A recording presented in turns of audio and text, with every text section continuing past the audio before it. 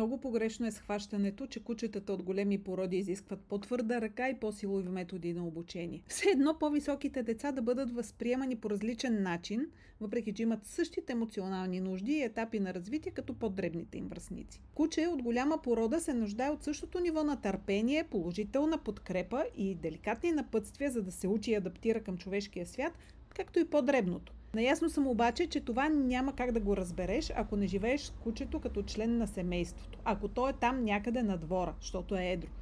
Да го наблюдаваш, да го опознаваш, да имате преживявания заедно, различни и всякакви.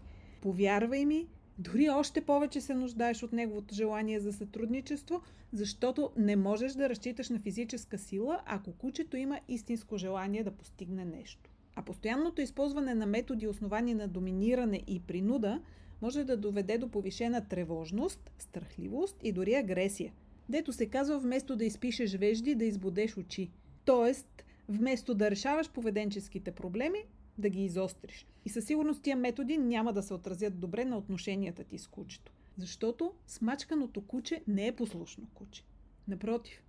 И тогава не можеш и да му се довериш каква ще е реакцията му, когато страхът играе роля.